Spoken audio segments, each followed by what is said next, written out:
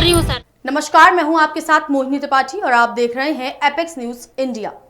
SDM ज्योति मौर्य का मामला सामने आने के बाद अच्छा पद पाकर बेवफाई करने के मामले एक के बाद एक सामने आ रहे हैं। अब एक ऐसा ही मामला देवास से सामने आया है, जहां एक पति सेलटेक्स अधिकारी बनने के बाद बेवफा हो गया। देखिए ये रिपोर्ट। घर में काम कर रही ये महिला देवास के बागली क्षेत्र की ममता बाई है। पहले पति की मौत के बाद ममता की जोबट के कमरू से दोस्ती हुई। दोनों 3 साल लिव इन रिलेशनशिप में रहे। इसी दौरान कमरू इंदौर में रहकर पीसीएस की तैयारी कर रहा था। कमरू की आर्थिक स्थिति बेहद कमजोर थी। ममता बाई ने अपने पैसों से कमरू को पढ़ाया। वो घर घर नौकरी कर और बस में कंडक्टरी करके पैसे जमा करती थी और कमरू की मदद करती थी। लेकिन कमरू का सिलेक्शन पीसीएस में होते ही वह बदल गया। सर मेरी कमरू से शादी हुई थी और 3 साल हम पहले से रिलेशनशिप में रहे और शादी होने के बाद भी फिर हम साथ में रहे। करीब हम 6 साल तक साथ में रहे सर।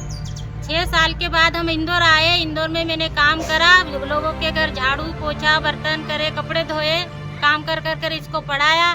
सन्मति स्कूल में भी मैंने काम कर कर के झाड़ू पोछा बर्तन खाना भी बनाया और इसको पढ़ाया। मैंने अग्रवाल स्कूल में मैंने कंडक्टरी कर सरी, वहाँ भी इसको काम कर कर के पढ़ाया लिखाया कि मेरे पति को मैं ऑफिसर बनाऊंगी करके सर। उसके बाद इसकी नौकरी लगने के बाद सर जैसे इनकी सेल टैक्स में जॉब हुई लग गए, उसके बाद ये मेरे को परेशान करने लगा।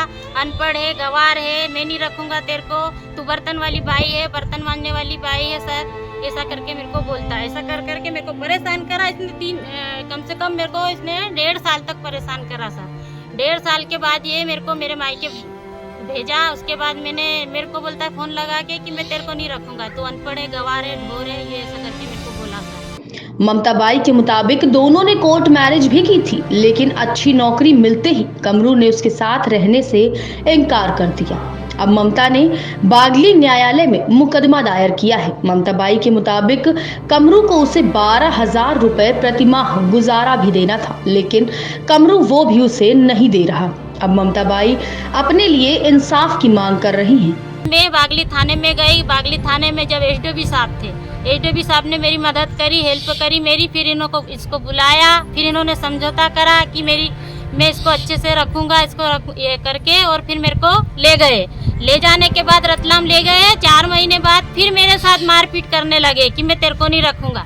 उसके बाद इन्होंने बोला कि चल तेरे को मैं तेरे मामा घर छोड़ूंगा। मेरे मम्मी के मामा रहते हैं वहाँ पे, मम्मी के मामा के घर छोड़ा। बोले कि 2 दिन तेरे मामा घर रह लेना तू, मेरा काम है थोड़ा जोबट में, तो मैं काम निपटा के आता हूँ। उसके बाद अपन दोनों मियाँ बीवी साथ में चलेंगे।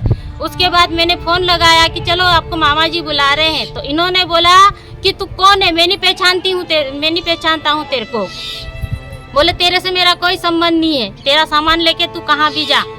आज मेरी स्थिति सर है, मैं लोगों के यहाँ काम कर रही हूँ सर, झाड़ू पोछा बर्तन आज भी ये कर रही हूँ, किसानी काम भी कर रही हूँ, मेहनत मजदूरी जो काम मिल जाता है वो कर लेती हूँ। उनकी तरफ से कि मैं वापस रखूंगा? नहीं सर, कुछ नहीं हुआ। क्या चाहती हो?